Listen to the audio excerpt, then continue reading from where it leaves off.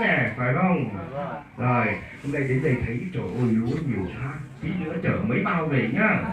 Cha ở thế kia thiếu gạo ăn đấy. Thế này bà con nuôi cha nhá. Cho cha xin 10 bao thôi. Cho không? Cho nè. Rồi hôm nay cha rất là vui được trở lại thăm bà con Nậm Chẩn nhá. Thế là vui lắm, là xin Chúa thì ban ơn cho bà con nhá. Rồi đời sống vật chất bây giờ đủ không? Cũng đủ. Có dư không? Không dư. Cố gắng là làm sao chịu khó làm ăn. Cha có đọc cái bản báo cáo của cha cho biết là cha xứ cho biết ở đây bà con mình cũng vất vả đấy. Khi mà hết vụ mùa rồi nhiều bà con phải đi Trung Quốc với lại Hải Phòng với Hà Nội để đi làm ăn, có phải không? Có nhiều không?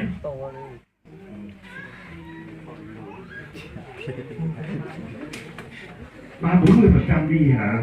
Tức là đàn ông đi, còn các bà là ở nhà.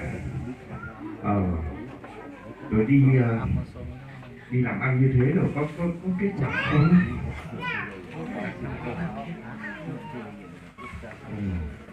Cố gắng làm sao tránh cái tình trạng mà phải đi phải đi như vậy nó cũng có nhiều cái nguy hiểm, phải không? Chưa kể cái là các cô có đi không, các cô gái có đi không? Ba cô bị lừa đấy, hôm nay nguy hiểm lắm. Vậy thì hôm nay là cha anh lên đây giới thiệu với lại bà con mình, đây là cha Nguyễn Quốc Anh, là cha giám đốc Caritas của địa phận.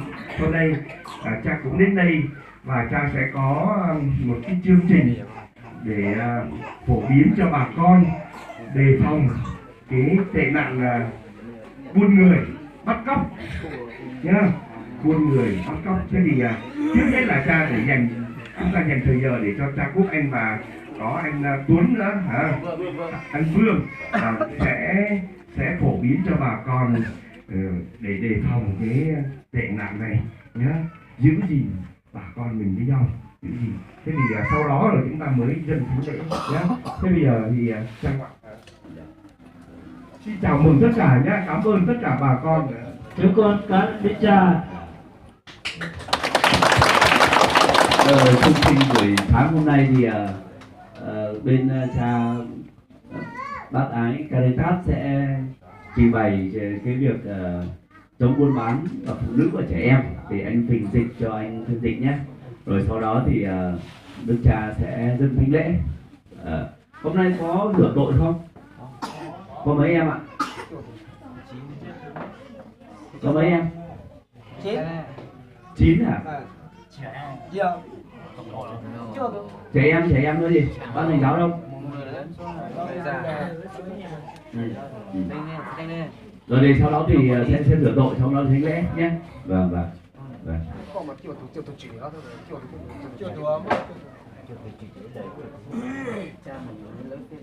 Hôm nay thầy trẻ chắc đi học phải không? Nhưng mà tối thì chúng nó sẽ ở trên nhà trường xuống Hồ Thủng ha. Thì trường bản nhá, nếu tối xin cho thì lên về trường xin cho các em xuống đi lễ à.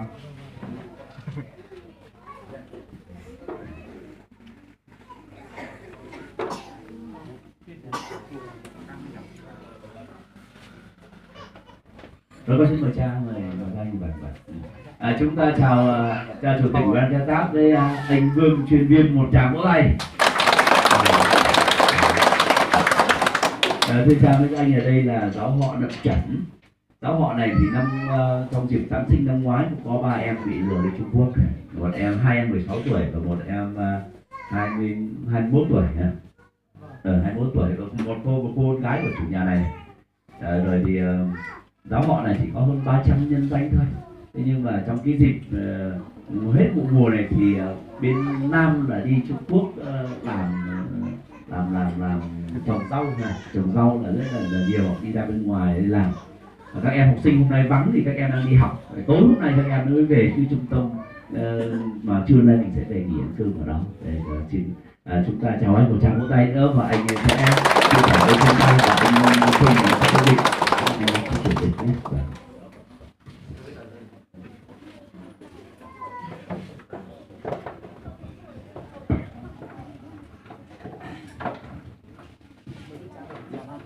Con xin cảm ơn cha xứ, cảm ơn quý cha, quý đức cha và mọi người đã cho con có cơ hội đến đây để trình bày về một chút về cái tình trạng buôn bán người. Thì tôi để ơn cho thế thì thế thì chắc chắn là trên thế giới thì tao cánh sửa rồi để điều thả những cái tàu khó từ thì cho cái đồ cho tới tu sang ở nhà tôi cho thải một ôn lão lủng một rồi sa tỷ xuống. Như chúng ta đã biết là tình trạng buôn bán người thì nó đã xảy ra ở khu vực chúng ta, và cụ thể ở trong cái ngôi nhà này cũng có người bị buôn bán rồi.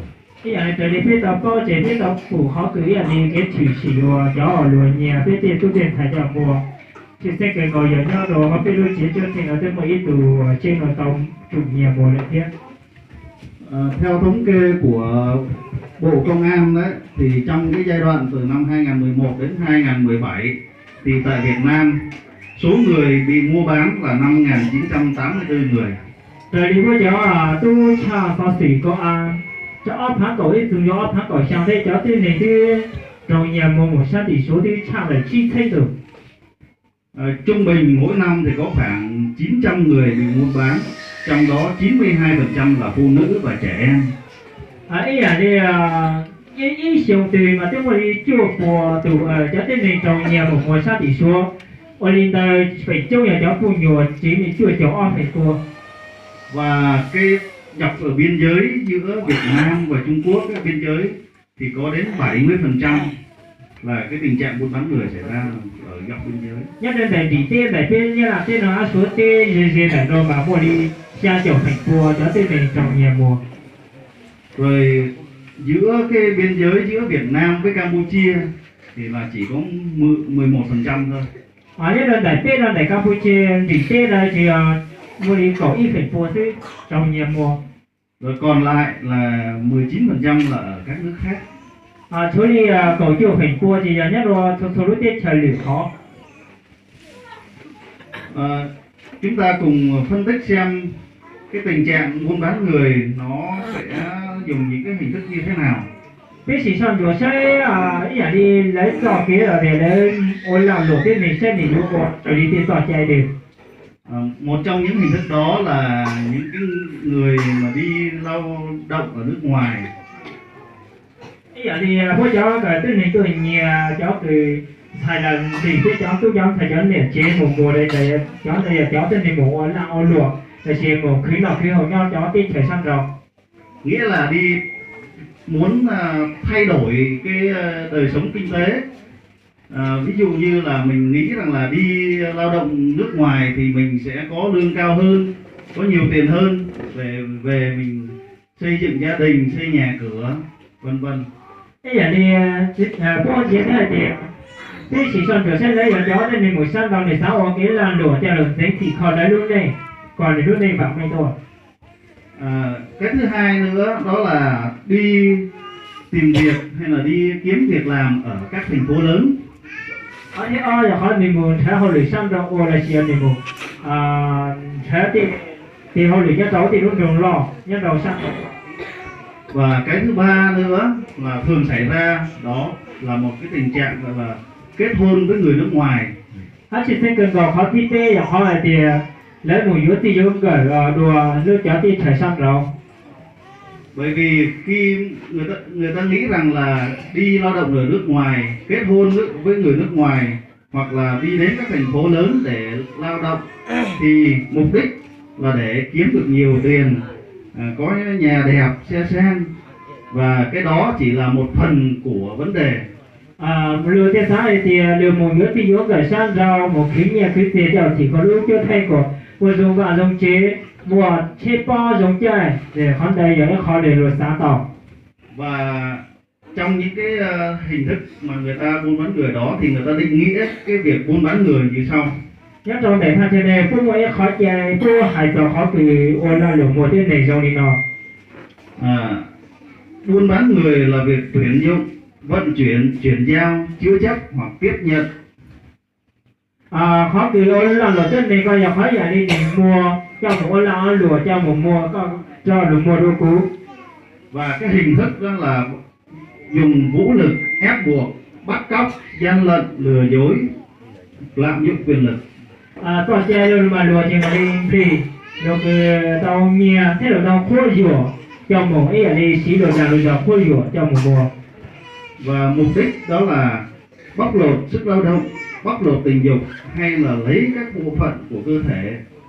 Chỉ sẽ cần vào khó chia lùa là lùa mua cưới là đi khô rửa nhiều tiền là tiền rồi thế chỉ sẽ cần vào lùa cho một đi ôm mua họ cười là họ lấy là đi lùa mua thì giảm nhau thì lúc chỉ cho mùa. Và cách thức thì giống như đã nói ở trên đó là hứa hẹn việc làm thu nhập cao, rồi môi giới xuất khẩu lao động. Ý là đi lộn thì hay đi dùng thì tao cháu tên mình mà ăn đời thì một sáng tao thì có tao nhiều tiền tao mua tiền nhiều thì xe thì có khẩu khóa thì chỉ là đi thì có chỉ mua ý là đi mua khó tùy thì phụ thì giàu được chỉ ý là đi đùa hay thì mua dưới đây này. Lợi dụng cái hoàn cảnh bế tắc để cho mượn nợ, sau đó ép làm việc trong các nhà chứa. Ý là đi đùa khó dụ nó sẽ khó là đi đùa chi mua dù thuấn đùa trong em tao thì nó cho dù xuyên về thật cơ chỉ đùa khó dụ dù mua nó khó kế ý là đi chi trong đây là khó thì mua rồi sắp rồi. Rồi rủ đi làm ăn xa, rủ đi chơi, rồi đánh thuốc mê, rồi đưa sang biên giới. Không thì bên một họ lử sang rồi, không thì bên một họ đi là chỉ cho chua có bên dâu là bên cầu lớn quảng của lớn đi. Một cách thức khác nữa đó là mai mối hôn nhân với người nước ngoài. Hát mới khó chỉ gì cho họ thì một gì cái cỡ rồi lùa. Rồi giả vờ yêu thương rủ đi du lịch rồi lừa bán. Thế thì ôi tôi đã thì có lưu thì cho một đùa say gì cái gì chờ thì mua mùa. Rồi lừa gạt bán nội tạng với giá cao. Thế thì lì mua dù mùa ít không nghề lo xì xia. Nhằm mục đích đó là tạo ra cái đồng tiền từ thân xác của các nạn nhân, có nghĩa là người ta giống như là người ta xem con người ta giống như là một món hàng có thể đem ra chợ bán. Họ chỉ chế giờ là có gì cho mùa đó ít con nhẹ cho là đồ xí giờ đi từ chia luôn là sẽ giờ không thế sang nhà tỏ ca khử để gì. Vậy thì ai có thể sẽ trở thành những nạn nhân như thế? Giờ đi lên từ thế này giờ chủ yếu mà lì trong linh đó. Thưa là tất cả mọi người không trừ một ai, nhưng là đối tượng mà người ta quan tâm nhiều nhất đó là phụ nữ và trẻ em. Thế họ thế lúc trên kia lùn ở nói thì chỉ sẽ cần gọi chỉ dọn từ giờ tạm họ phê dễ chồng cho thế này. Ta chỉ khó chỉ cần bây giờ cho niệm chế thì cho bên tu bên nhiều thì cho bên thải. Đó là những nạn nhân mà thường thiếu hiểu biết, là chúng ta ví dụ chúng ta không biết thông tin, chúng ta mất cảnh giác thì chúng ta dễ rơi vào cái tình trạng đó. Thế giờ cho từ chỉ tao chỉ bao rồi các họ đã chỉ mà lùm đi rồi nó chỉ biết chỉ có về cổng của về rồi các bộ. Và làm sao để chúng ta có thể nhận dạng được cái kẻ buôn người? Vì lý cha bên này yếu dịch trên bao giờ cho tên này họ là on lùa tên này đã. Thưa là rất khó. Thế hả thì nó xin nhiều hơn gò. Tuy nhiên nếu chúng ta biết thì chúng ta vẫn có thể ngăn ngừa được. Thế thì mới hỏi thì bên bao thì bên một sao bên xỉu đi mua điều tín thái đó. Và chúng ta phải cần cảnh giác trước những cái lời hứa hẹn của người mới quen.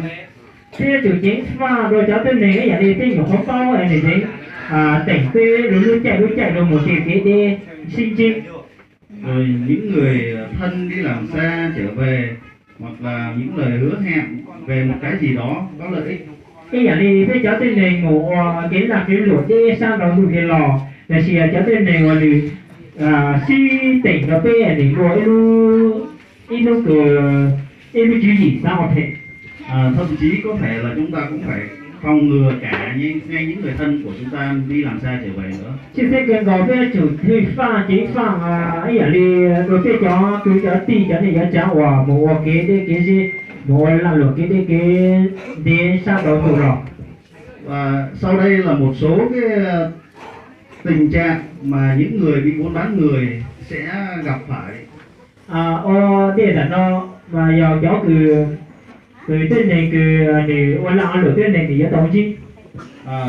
họ sẽ bị bóc lột sức lao động, không được trả lương và không được nghỉ ngơi, ăn uống thiếu thốn.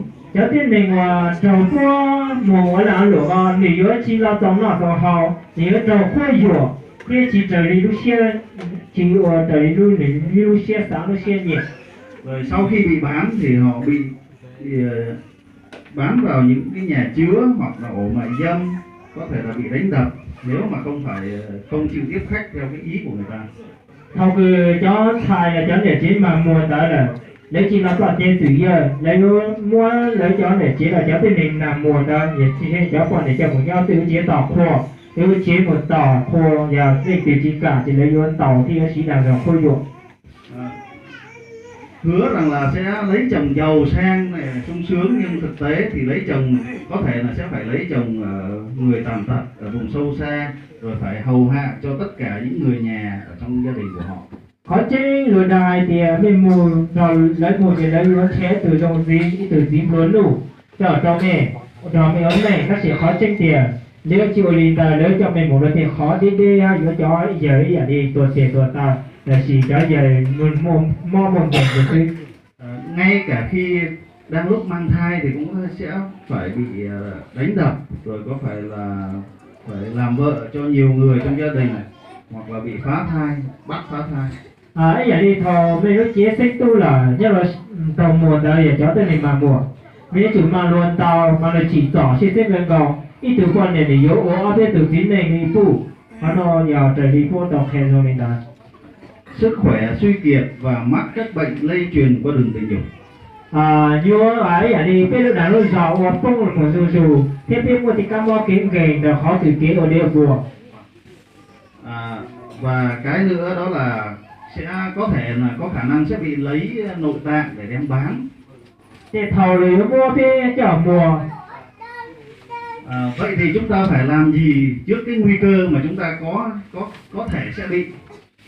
Về thì bây giờ chủ đi chờ nhất là để bây giờ tham chờ ta sẽ biết nó tỏ thì dọc bây giờ nó xin chi đùa tỏ kiến đời kia. Thưa là cách tốt nhất đó là chúng ta phải ý thức cái việc buôn bán người đó là một cái hành động xấu.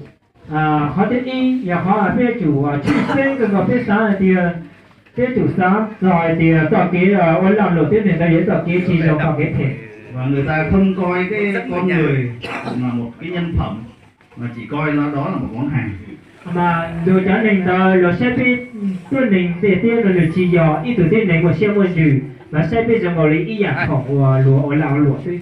Và muốn hiểu rõ hơn thì chúng ta cần phải tìm hiểu xem như buôn bán người nó là cái gì. Bây sáng con mình tranh đồ và bây chủ chắc phải rõ họ để tỏ cái ở lào lúa tiên này dò ô lúa là gì. Và ở đây chúng tôi có một cái tờ rơi nói về cái cách phòng ngừa có thể bị buôn bán.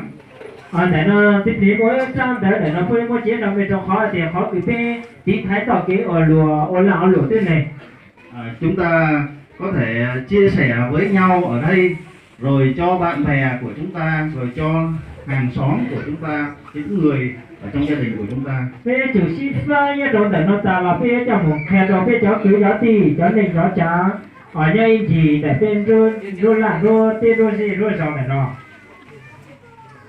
Và sau đây chắc phải nhờ anh ấy đọc, anh ấy dịch hay sao thế nào vậy?